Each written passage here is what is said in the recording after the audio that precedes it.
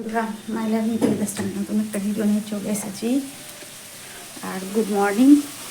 এখন ঘড়িতে সকাল 8:30। আমার সকালের কাজ হয়ে গিয়েছে, হয়ে গিয়ে রান্না হচ্ছে হাজবেন্ডের অফিসে। এখন অফিসে রান্না হচ্ছে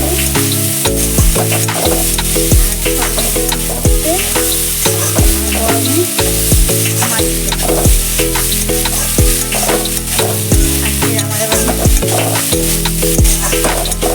রান্না হচ্ছে ডাল, ফুলকপি আলু ভাজা আর ডিম ভাজা। আর মাছ আছে, আজকে মাছ করবো না, কালকে মাছ খাওয়া হয়েছে, আজকে আর মাছ খেতে ভালো লাগছে না। মাছ না সবসময় মাছ খেতে ভালো লাগে না।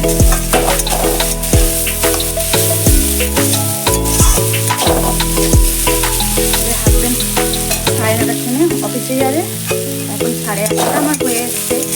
ভাজাটা হয়ে গেলে ডাল করবো, ওই ডালটা ফাঁকাল দেবো। আর ডিম ভাজাটা মানে ডিমের অমলেটটা করে দেবো। খুব সিম্পল রান্না। আর আমার মেয়েরা ফুলকপি আলু ভাজা খেতে ভালোবাসে। ফুলকপি এই শীতকালের মৌসুমে এখনো আমাদের বাড়িতে ফুলকপি ভাজা হয়নি।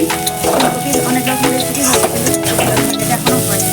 সেই জন্য ফুলকপি আলু ভাজা করছে। তোমরা কি ফুলকপি আলু ভাজা খেতে ভালোবাসো? একটু কমেন্ট করে বলো তো। ফুলকপি শুধু হয়তো অনেকে ভাজা খাই, তো আলুর সঙ্গে কিছু ভাজা খাও, একটু কমেন্ট করে বলো। আমার বাড়ি ফুলকপি ভাজা করতে আলু দিয়েই ভাজা করি, সবাই আলুর সঙ্গে খেতে বেশি ভালোবাসে। চলো ভিডিওটা দেখো। অফিসে বেরিয়ে গেছে, আর আমি আমার সকালের যে রান্নাবান্না তোমাদেরকে আগেই দেখিয়েছি সেগুলো কমপ্লিট করে নিয়ে দেখো ঘরটা ঝাড়লাম।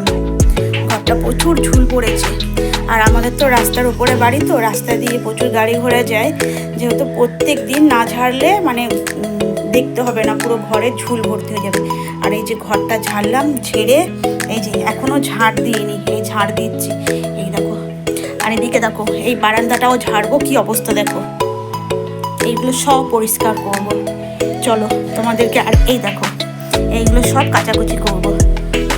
আমার মাথা দেখো সকাল থেকে আজকে ঝোড়ো কাক হয়ে রয়েছে। এইগুলো সব পরিষ্কার করব, করে তোমাদের কাছে আসছি। এবারে এই ঘরটা ঝেড়ে নেব। এই ঘরটা দেখো, এই ঘরটা এবার পরিষ্কার করে নেব।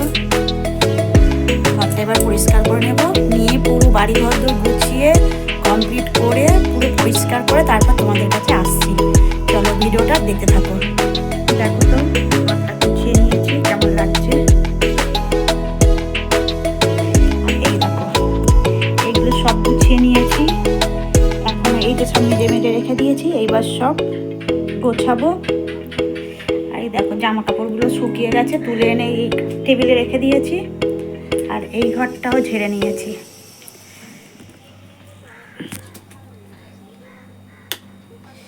এই ঘরটাও এই যে ঝেড়ে নিয়েছি, নিয়ে এই ব্যাগটা মুদিখানার বাজার আছে, এগুলো খালি করব। ফ্রিজটা পরিষ্কার করেছি, পুরো বাড়িটা ক্লিন করলাম।